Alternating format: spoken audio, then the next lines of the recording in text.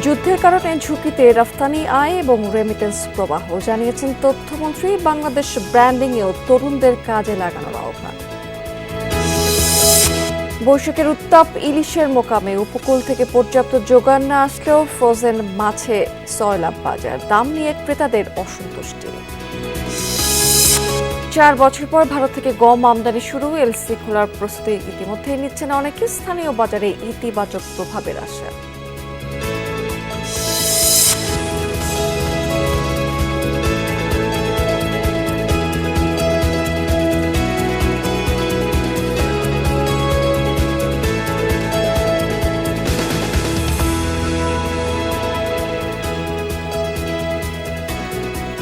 আমন্ত্রণ বিজনেস টুডেতে এতক্ষণ শিরোনাম দেখছিলেন। এবার চলে যাচ্ছি পুরো খবর এবং পুরো সময় জুড়ে আপনাদের সাথে থাকবো আমি রাবেয়া স্মৃতি।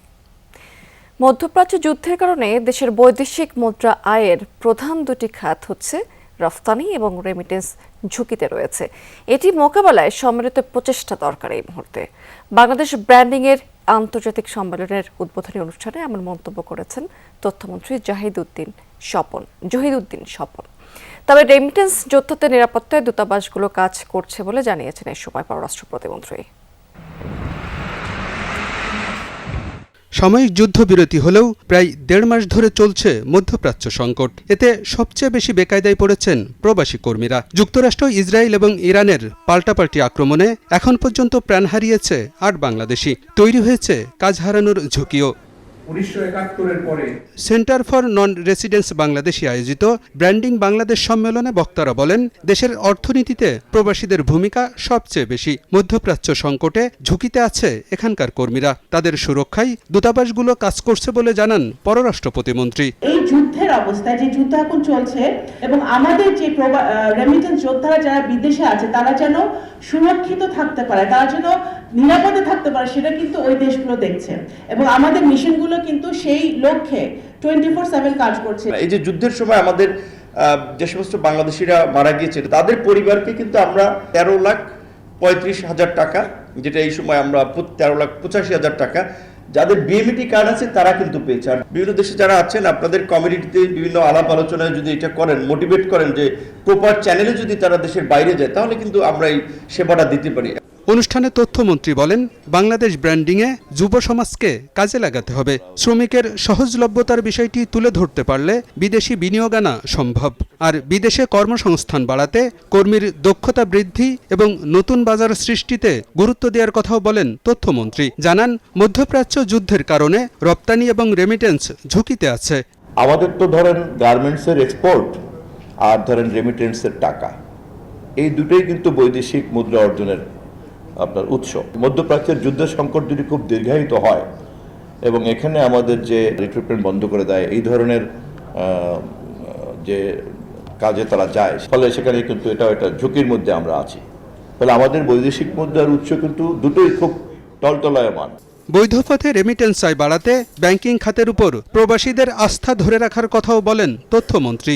যত টাকাই বাইরে উৎপাদন হোক না কেন, উপার্জন হোক না কেন, সেটা যেন খুব রেগুলার চ্যানেলে বাংলাদেশের ঢোকে। আলমগীর হোসেন, যমুনা নিউজ, ঢাকা। দরজায় কড়া নাড়ছে পহেলা বৈশাখ। সার্বজনীন এই উৎসবের অন্যতম অনুষঙ্গ ইলিশের বাজার এখন বেজায় চড়া। 1 কেজি ওজনের মাছের দাম এখন হাঁকা হচ্ছে 3,000 টাকা। মিলছে নিষিদ্ধ জাটকাও। উপকূল অঞ্চল থেকে তেমন যোগান না আসলেও ফ্রোজেন মাছে সয়লাব রাজধানী পুরো বাজার। তবুও নাগালে নেই সাধারণের।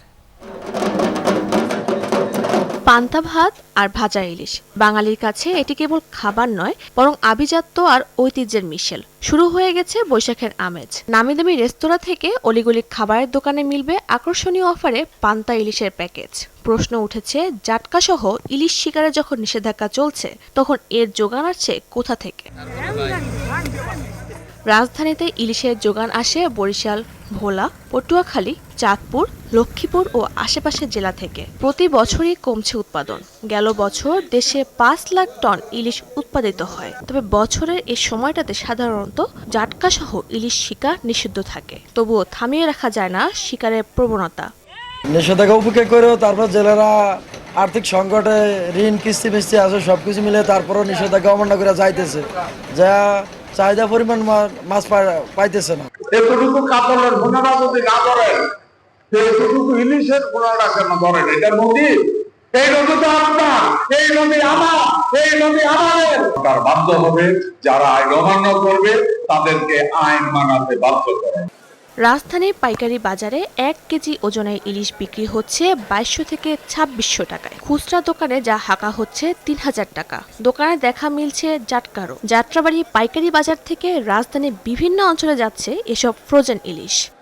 চাঁদপুরতে বর্তমান মাছ আসে না, চাঁদপুরের মাছ বর্তমান নাই বাজারে, নাই বলতেই চলে, এতটুকু চাঁদপুরের মাছ। এই অভিযান চলতে আছে তো নদীতে, তাই দেখা গেছে কি ইলিশ মাছ তেমন একটা ধরা হয় না, ঠিক আছে, আর মাছও খুব কম, তাই এই কারণে দামটা একটু বেশি লোকাল মাছের ক্ষেত্রে। এটি সব আগের কিনা, 1 মাস 1.5 মাস আগের। এখন তার 1 কেজি ওজনের একটা ইলিশ কিনতে গেলে 3500 টাকা কেজি লাগবে, তাও নাই। ক্রেতারা বলছেন ইলিশ আর সীমিত আর মধ্য আয়ের মানুষের নাগালে নেই। উৎসবের সময় কিনতে যেও অনেকে হিমশিম খাচ্ছেন। ঘন্টায় ঘন্টায় মাছের দাম বাড়ে, কীভাবে মাছ কিনবে মানুষ? পয়লা বৈশাখে আসছে, মানুষ পয়লা বৈশাখে পালন করবে, গরিবের পয়সা নাই। একটা মাছও কিন্তু যে কালকে ধরা পরশুদিনকে ধরা এরকম না, এই মাছ হয়তো কয়েক মাস আগে ধরে ফ্রিজিং করে এখন সবাই বিক্রি করে। ক্রেতারা বলছেন পহেলা বৈশাখের সময় চাহিদা বাড়ে আর সুযোগ নিয়ে থাকেন মুনাফাভোগী ব্যবসায়ীরা। শাজদিন অন্তরা, যমুনা নিউজ, ঢাকা।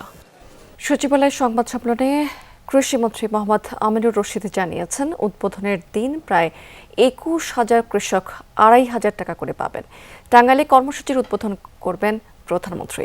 কৃষিমন্ত্রী আরও বলেছেন এই কার্ডের মাধ্যমে ভূমিহীন প্রান্তিক এবং ক্ষুদ্র কৃষকেরা 10 ধরনের সুবিধা পাবেন।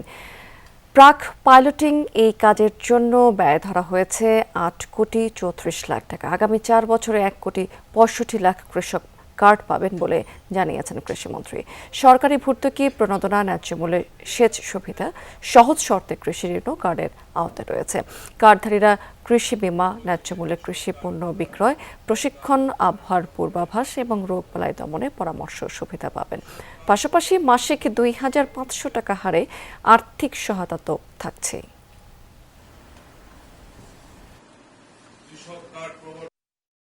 কৃষি একটি সম্মানজনক ও মর্যাদাপূর্ণ পেশা। এই কৃষক কার্ড কৃষকের মর্যাদাকে আরো মহিমান্বিত করবে।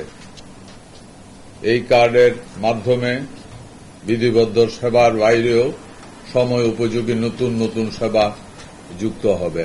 জাতীয় বৃহত্তম স্বার্থে এই কৃষক কার্ডে আমরা কোনো দলের সংকীর্ণতার ঊর্ধ্বে থাকবে, এটা জাতির জন্য। দীর্ঘ 4 বছর বন্ধ থাকার পর হিলি স্থলবন্দর দিয়ে ভারত থেকে আবারও গম আমদানি শুরু করা হয়েছে। শনিবার বিকেলে 3টি ট্রাকে 116 টন গম আমদানি করা হয়েছে। এর আগে অভ্যন্তরীণ বাজারে গমের দাম বৃদ্ধির কারণ দেখিয়ে 2022 সালের 13ই মে গম রফতানি বন্ধ রেখেছিল ভারত সরকার। এরপর থেকেই মূলত হিলি সহ বিভিন্ন স্থলবন্দর দিয়ে ভারত থেকে গম আমদানি বন্ধ হয়ে যায়। এদিকে বন্দর দিয়ে পুনরায় গম আমদানি শুরু হওয়াতে কিছুটা স্বস্তি ফিরেছে ব্যবসায়ী এবং শ্রমিকদের মধ্যে। চাহিদা অনুযায়ী গম আমদানি অব্যাহত থাকবে বলে জানিয়েছেন ব্যবসায়ীরা। অনেকেই এলসি খোলার প্রস্তুতিও নিচ্ছেন। ইতিমধ্যে বছরে বিভিন্ন দেশ থেকে 60 লাখ টন গম আমদানি করা হয়। জ্বালানি তেল নিয়ে দেশের বিভিন্ন জেলাতে ভোগান্তি কমছে না। পাম্পগুলোতে গ্রাহকদের দীর্ঘ লাইন আজও দেখা গেছে। ঘন্টার পর ঘন্টা অপেক্ষা করেও মিলছে না চাহিদা অনুযায়ী তেল।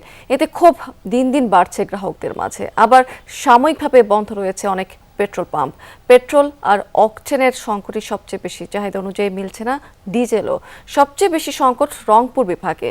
জ্বালানি তেলের জন্য এক পাম্প থেকে আরেক পাম্পে ঘুরছেন গ্রাহকেরা। ফিলিং স্টেশন মালিকদের দাবি যে ডিপো থেকে যে পরিমাণ তেল মিলছে তা চাহিদার তুলনায় অনেক কম, ফলে কয়েক ঘন্টার মধ্যে ফুরিয়ে যাচ্ছে তাদের মজুত। অন্যদিকে গ্রাহকদের অভিযোগ যে ব্যক্তি পর্যায়ে মজুতদারির পাশাপাশি অসাধু ব্যবসায়ীরাও অবৈধভাবে তেল মজুত করছে, ফলে সংকট কাটছে না।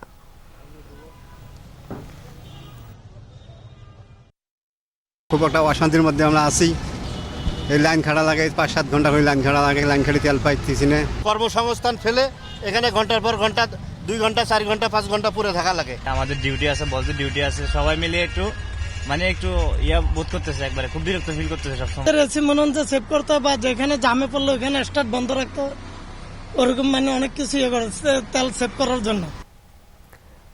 এদিকে নোয়াখালীর হাতিয়ায় অভিযান পরিচালনা করে 4,800 লিটার পেট্রোল এবং 2,015 লিটার ডিজেল জব্দ করেছে কোস্টগার্ড। এ সময় জ্বালানি পরিবহনে ব্যবহৃত 2টি ইঞ্জিন চালিত বোট সহ 4 জনকে আটক করা হয়েছে। শনিবার উপজেলার নলচিরাঘাট সংলগ্ন মেঘনা নদীতে এই অভিযান পরিচালিত হয়েছে। কোস্টগার্ড জানিয়েছে যে বিদেশি তেলবাহী জাহাজ থেকে শুল্ক ফাঁকি দিয়ে এসব জ্বালানি মজুত করছিল একটি চক্র। পরে গোপন সংবাদের ভিত্তিতে অভিযান চালিয়ে সেসব জব্দ করা হয়েছে। আটককৃতদের বিরুদ্ধে আইনানুগ ব্যবস্থা নিতে হাতিয়া থানায় হস্তান্তর করা হয়েছে।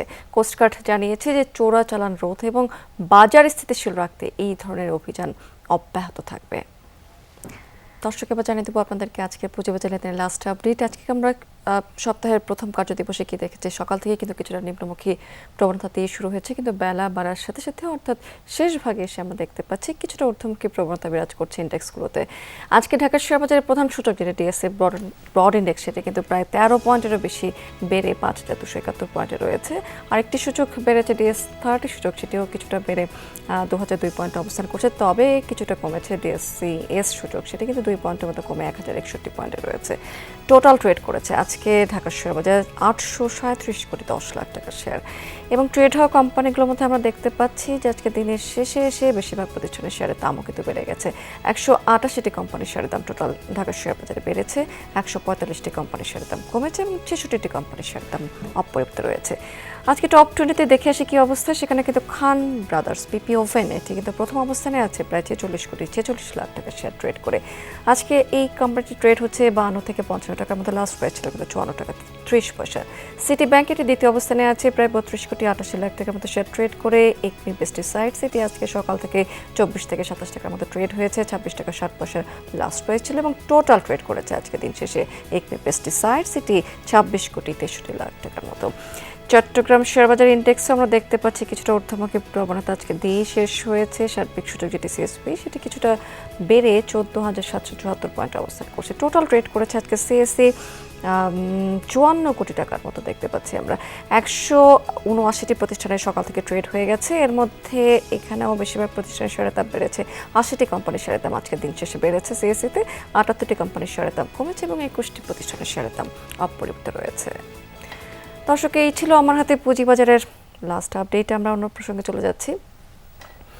দুবাই, হংকং কিংবা সিঙ্গাপুর নয়, এশিয়ার নব্য ধনীরাও অর্থ সম্পদ গোপন করতে ঝুঁকছেন দীর্ঘদিনের ভরসা স্থল সুইজারল্যান্ডের দিকে।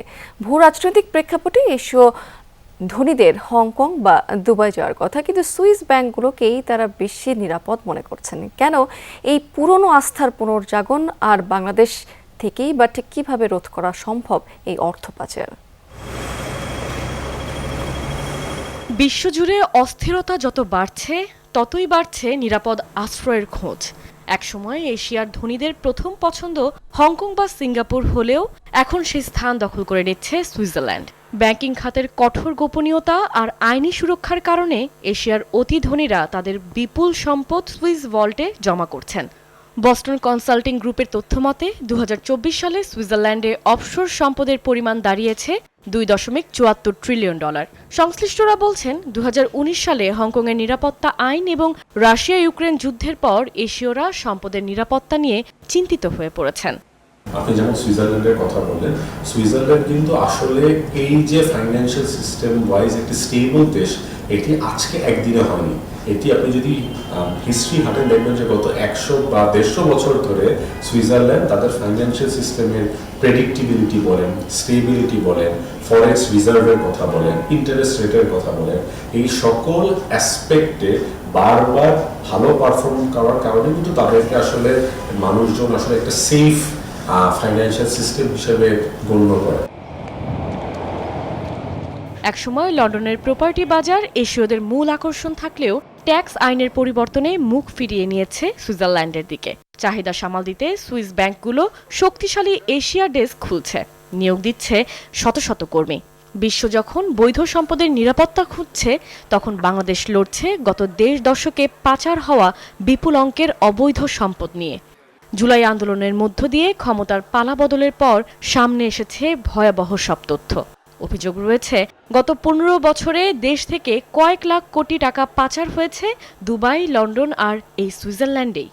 জুলাইয়ের পরবর্তী সময় একটা জিনিস হয়েছে বলে আমি মনে করি, সেটা হলো এই ব্যাপারে একটা অ্যাওয়ারনেস ডেভেলপমেন্ট হয়েছে যে দেশ থেকে প্রচুর টাকা চলে গেছে, অনেক কিছু খুঁজে বের করা হয়েছে, আনআর্থ করা হয়েছে যে টাকা অনেক চলে গেছে, এবং আমাদের কাছে সিমটম আছে যে দেশ থেকে অনেক টাকা চলে গেছে বিদেশে, এবং সেই টাকাগুলো ফেরত আনার অনেকগুলো প্রক্রিয়াও শুরু করা হয়েছিল, এবং এগুলো কিন্তু অনেক লেন্দি প্রক্রিয়া, এবং এগুলো সফলতার হার কিন্তু খুব বেশি না। সুইজারল্যান্ডের ব্যাংকগুলো এশিয়ার ধনীদের জন্য সুরক্ষিত দুর্গ হলেও বাংলাদেশের মতো উদীয়মান অর্থনীতির জন্য তা যেন লুণ্ঠিত সম্পদের গুদাম না হয়, সেই প্রত্যাশা সাধারণ মানুষের। পাচার হওয়া অর্থ ফেরানো যেমন কঠিন, তেমনি রাজনৈতিক সদিচ্ছা থাকলে তা অসম্ভব নয়। এখন দেখার বিষয় নতুন বাংলাদেশে লুণ্ঠিত সম্পদ কতটা ঘরে ফেরে। কাশফিয়া রুহি, যমুনা নিউজ। দর্শক, এই ছিল বিজনেস টুডে আজকের আয়োজনে। এতক্ষণ সঙ্গে থাকার জন্য ধন্যবাদ আপনাদের সবাইকে।